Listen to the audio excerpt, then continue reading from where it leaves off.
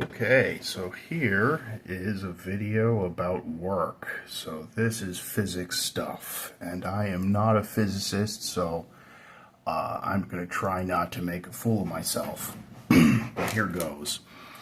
So here's a definition of work. The work done by a constant force, say F, moving an object a distance of d, is just F times d. So work is related to energy in physics, and so you probably heard some facts about energy, like conservation of energy and like kinetic energy and potential energy, that type of stuff. So work is actually related to energy. Work is the amount of energy that you're giving this object by applying this force and moving it this distance.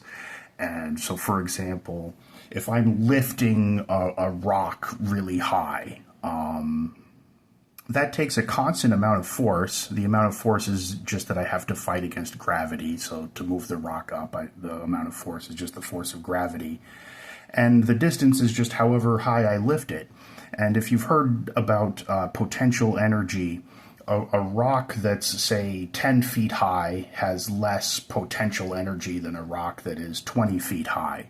So the amount of energy that it has does depend on the distance that you apply this force to move the object. So, yeah, that's what work is. Anyway, like I said, I'm going to try not to talk too much about it because I am not a physicist. So we are going to take this as a formula mostly and just do some examples to calculate it.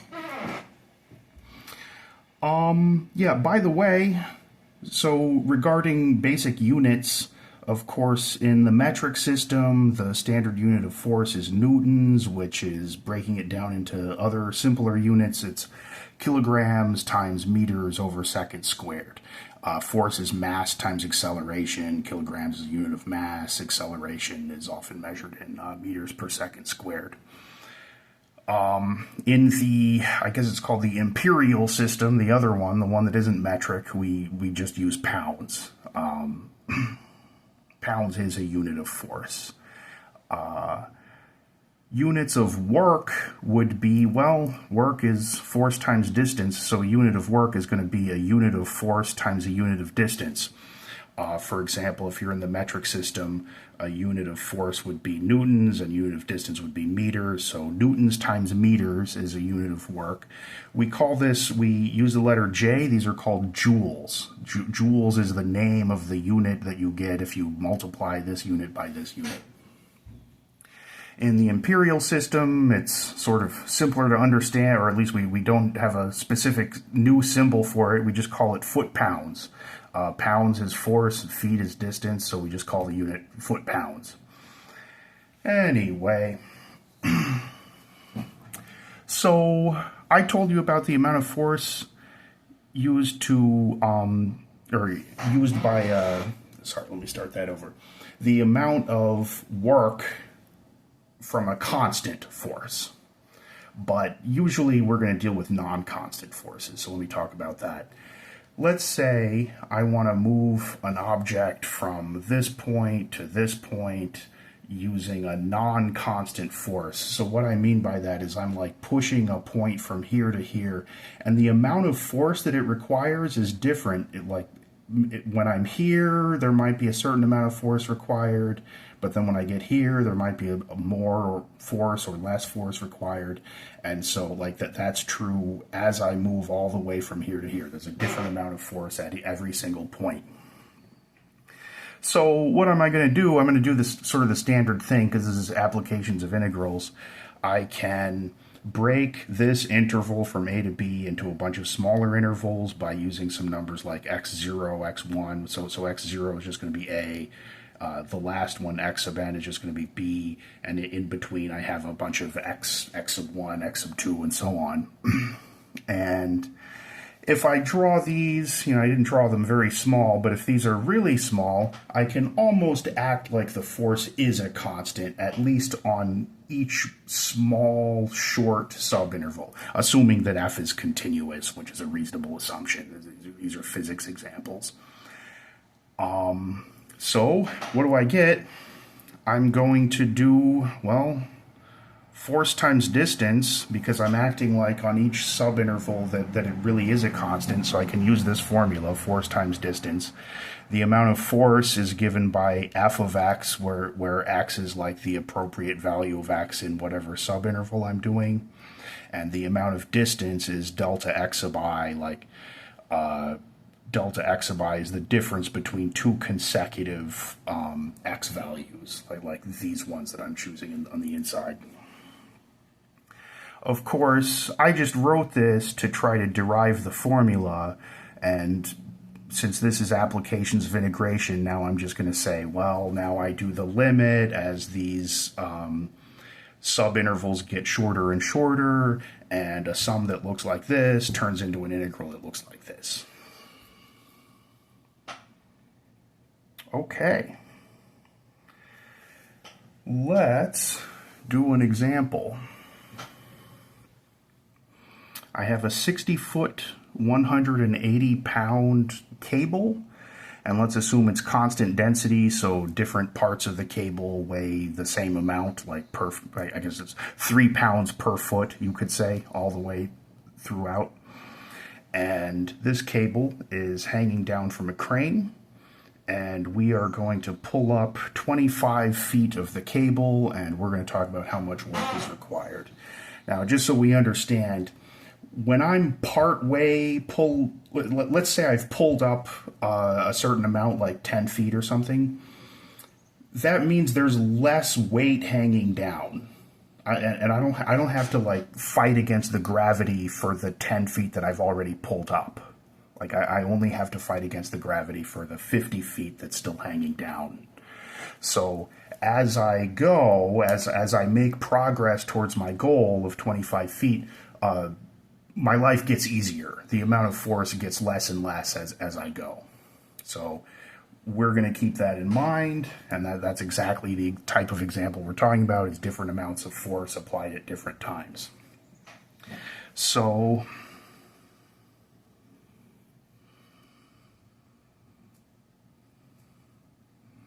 say we have pulled up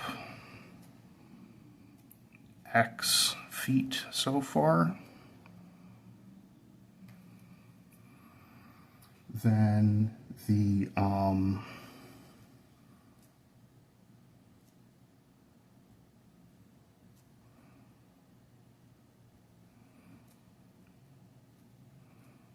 weight still hanging down is 60 minus X.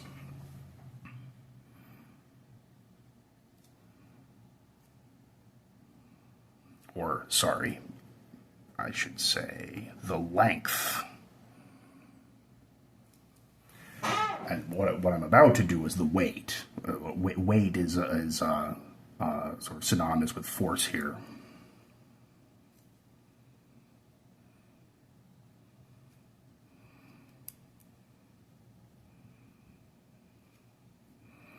So to find the amount of weight, it's the amount of length times the density, which, yeah. Density is 180 pounds per 60 feet. I already said out loud that's 3 pounds per foot. So, yeah, so this is 3, okay.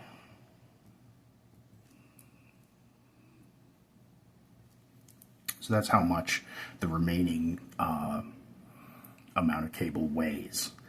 And so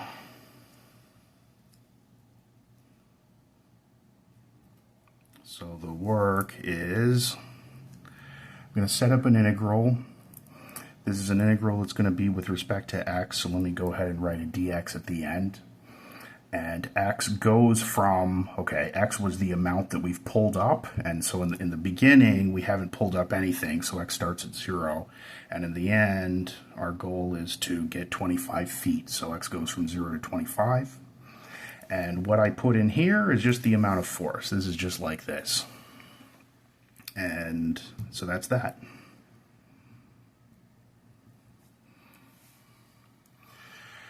Okay, and that's the hard part. That's setting it up. This is an easy integral to evaluate, so let me just... I don't want to spend the time to do it. Well, I say it's easy. You do get sort of an annoyingly big number, but conceptually it's easy. This is supposed to work out to this many foot-pounds. The units are foot-pounds because we're in the imperial system. Everything is measured in feet and pounds, so... All right, good. So let's do another one. Yeah, first I have to tell you about Hooke's law.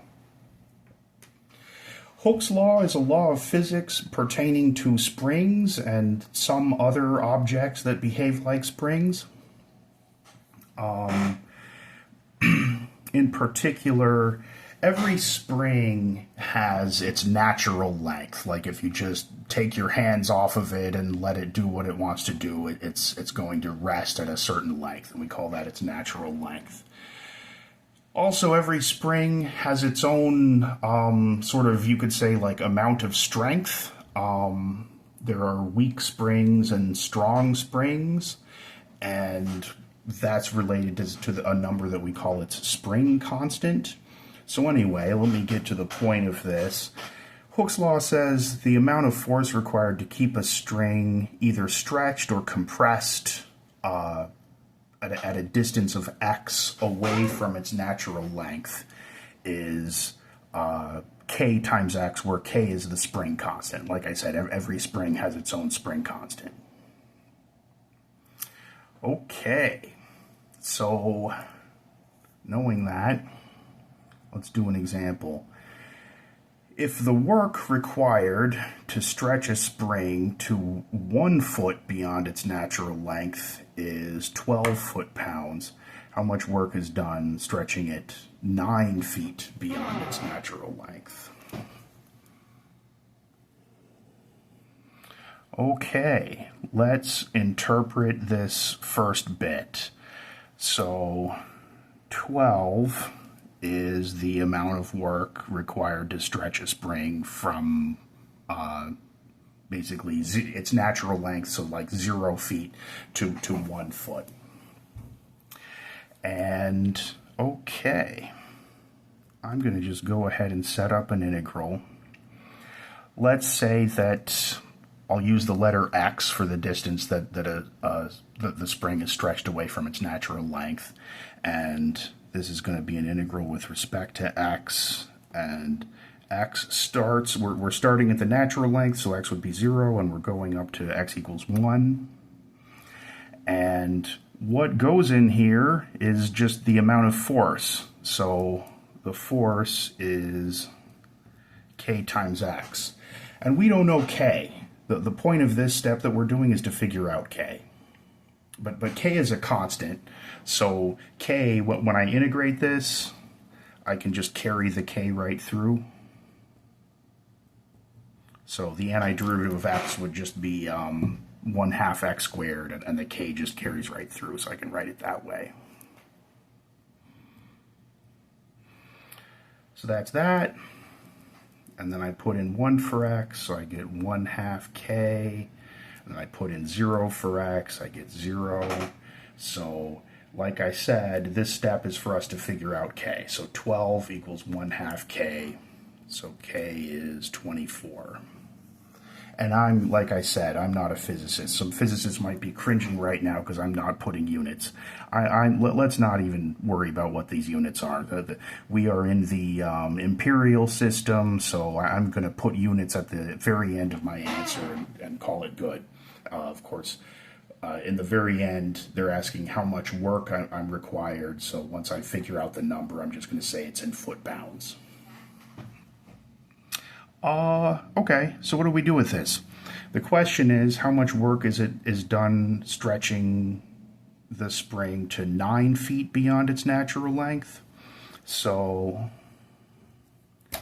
that's going to just look like this integral, except I'm going to go from 0 to 9, and now I know what k is. So 0 to 9 And now I know what K is.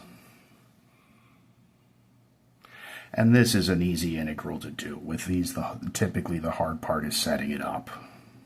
Whoops. I say it's easy and then I make a mistake.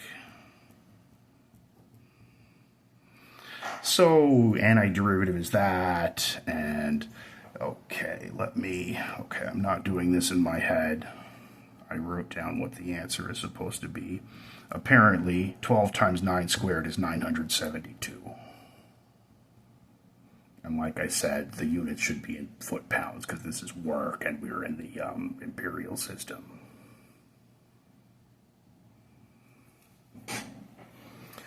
Okay, great.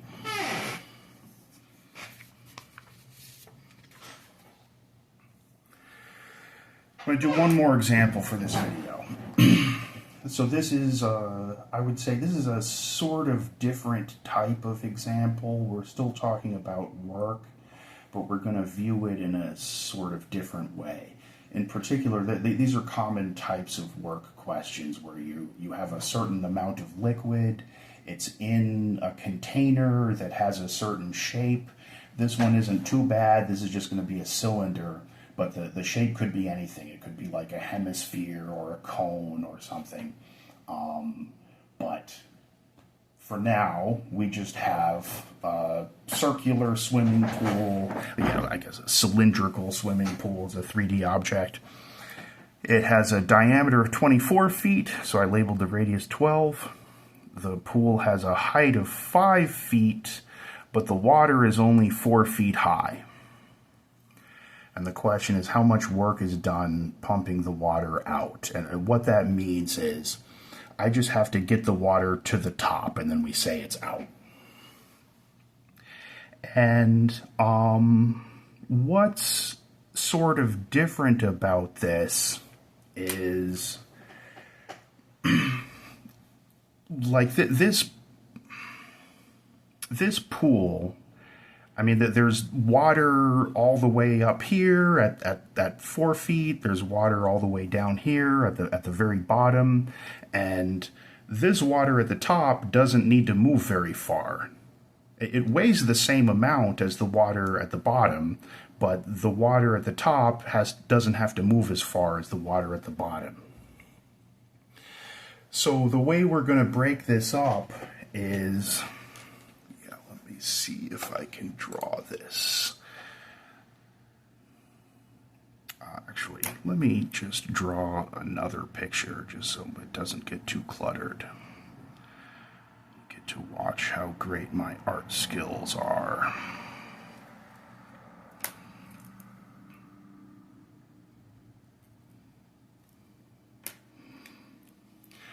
I'm going to take a slice of water. And we're going to imagine that this is a very thin slice. So like this is a height of h, and let's say this is like delta h.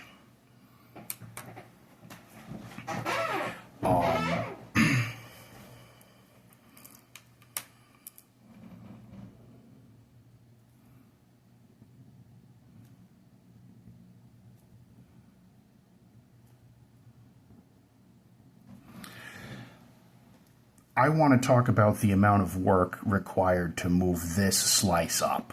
And then through the magic of integration, we're going to imagine every possible slice from all the way on the bottom to all the way on the top. And we're going to add up the work for each slice. And when we add that up, that's going to be like one of these sums that turns into an integral. That's what's going to happen. But first things first, let's figure out how much work it takes to move this slice up. So I want to find the volume of the slice, and then I'll take the volume and multiply it by the density of water, and that'll be the weight of the slice. And then that's the amount of force, and I'm going to multiply that by the amount of distance that this slice needs to go. All right, here we go. So the volume is... this slice is just a really short cylinder, so Yeah, so the volume of a cylinder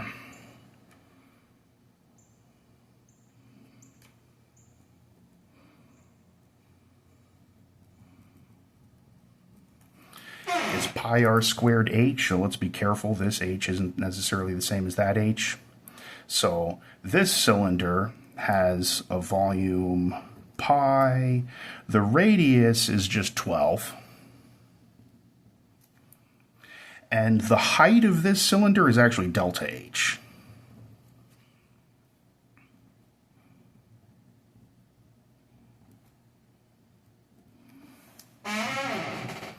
Okay, so that's the volume of the slice.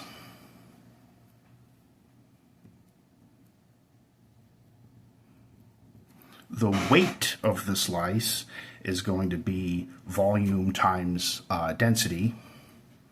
So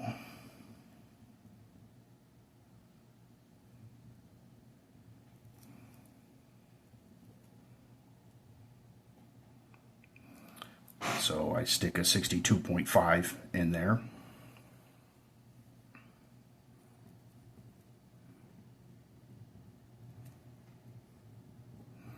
And so to move this slice out of the pool, or just to the top, the amount of work is, well, we just found the force, and so, okay.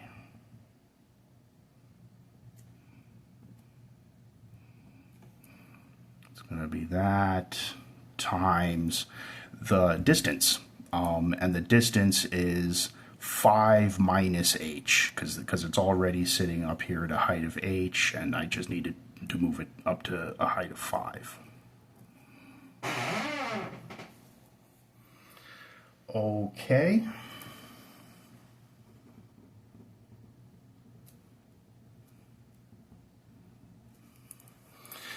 So that was just for one slice. So now I'm going to imagine adding up all the slices. So I'm going to actually have a bunch of different values of h. I'll call these h sub I. Like imagine that I have an h1 at the very bottom, an h2 all the way up to hn. I would add up from I equals 1 to n. Basically this, except it's going to be h sub I. So let me, lugging around a lot of numbers here. 144 times 62.5 pi. Let me write the 5 minus h here. Delta h. And of course we're doing integration. So what does this look like? This is a function of h, and we know how this goes. I'm going to have an integral sign. What are the limits for h? H goes from 0 up to 4. What goes in here? Oops, sorry. I forgot to write h sub i's. That's not going to matter for what, I mean, the I just gets removed, but it should have been there. Oops. 144 times 62.5 pi, 5 minus h, and then basically the delta h turns into dh. And that's the hard part, that's setting it up. This integral, while I have these annoying numbers to deal with, is not difficult. This whole thing is just a constant, and this is easy to integrate. Integral of 5 is just 5h, integral of this is 1/2 h squared. So let me skip the work again. I got 108,000 pi, and of course the unit should be foot-pounds. Okay.